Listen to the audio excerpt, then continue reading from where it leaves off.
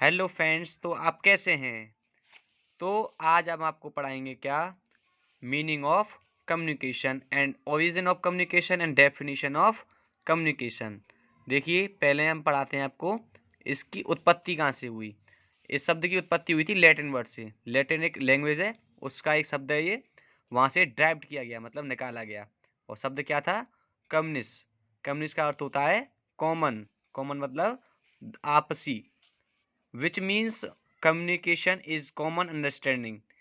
Common understanding का मतलब है कि आपसी समझ, कि लोगों में क्या होगी, आपसी समझ होगी through communion of mind and heart, यानी कि दिमाग और दिल। दिल और दिमाग में क्या हो गया, उनके में परस्पर बातचीत होगी। मन का और दिमाग की क्या होगी, बातचीत होगी।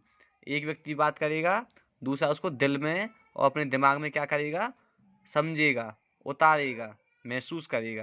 तो ऐसा होता है कम्युनिकेशन।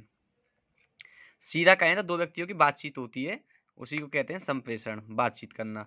लैटिन वर्ड है, कम्युनिस्ट शब्द से निकला है। इसका अर्थ क्या होता है, कॉमन होता है।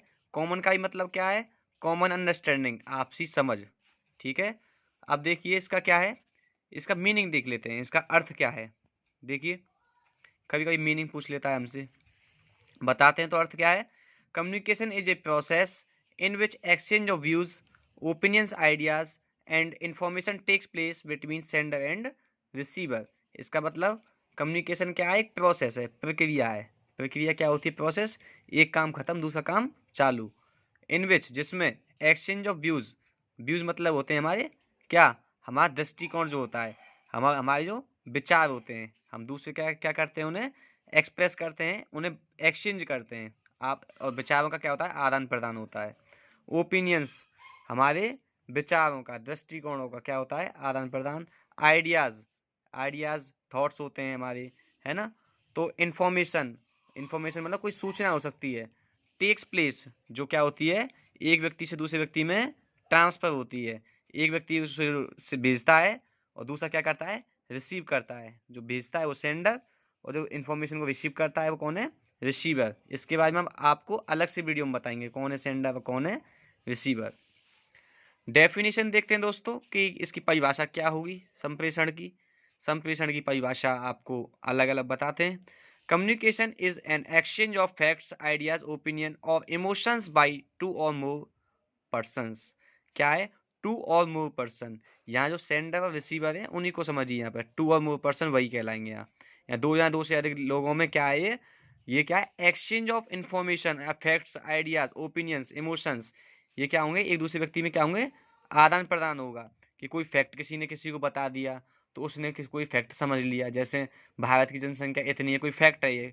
आपने मुझे बताया कि 140 करोड़ के लगभग भारत की जनसंख्या है, तो मैंने इस फैक्ट को क्या किया, समझा। कोई आइडिया बता दिया, कोई ओपिनियन, दृष्टिकोण बता दिया, कोई विचार बता दिया। इमोशंस, मन की भावनाएं, हम क्या करते हैं, एक दूसरे के सामने एक्सप्रेस करते हैं, उनको बताते हैं। एक्सचेंज माने होता है आदान प्रदान, भावों का, फैक्ट का, ओपिनियंस का क्या होता है, आदान प्रदान होता है। और ये डेफिनेशन किसने दी थी, WH Norman, normal and summer. Communication is, दूसरी डेफिनेशन देख लीजिए दोस्तों। क्या पता आपको कहीं पे आपको ज़्यादा अच्छा एक्सप्रेशन देना पड़े, आप हो सकता है पहली डेफिनेशन भूल जाएं या दूसरी भूल जाएं, तो आपके पास में एक डेफिनेशन और होनी चाहिए। तो देखिए 1 मिनट में जल्दी से। Communication is the sum total of all things. ये क्या है, टोटल है उन सब चीज़ों का, दैट पर्सन डज, जो लोग करते हैं, when he wants to create an understanding, जब वो क्या क्रिएट करना चाहते हैं, समझदारी। किस चीज में, इन माइंड ऑफ another, दूसरे व्यक्ति की दिमाग में अपनी बात को वो समझाना चाहते हैं। इन्वॉल्व, क्या इन्वॉल्व करती है, सिस्टमेटिक, एक सिस्टम से होती है। और सिस्टम क्या होगा, इसमें कंटिन्यूस प्रोसेस होगी, यानी कि लगातार प्रक्रिया होगी, बंद नहीं होगी, चालू रहेगी। इसमें क्या होगा, एक व्यक्ति टेलिंग, बता रहा होगा, लिसनिंग, दूसरा सुन रहा होगा, और एंड अंडरस्टैंडिंग, और वो क्या कर रहे होंगे, उस मैसेज को आपस में समझ रहे होंगे। तो दोस्तों ये डेफिनेशन किसने दी थी, लुइस ए एलन ने दी थी। तो धन्यवाद। आपके 5 मिनट में आपने क्या समझा, इन 5 मिनटों में आपने समझा मीनिंग, ओरिजिन, है ना, और डेफिनेशन को आपने समझा। आपको पसंद आया हो तो दोस्तों कृपया इसको दूसरों को भेजने का कष्ट करें। धन्यवाद।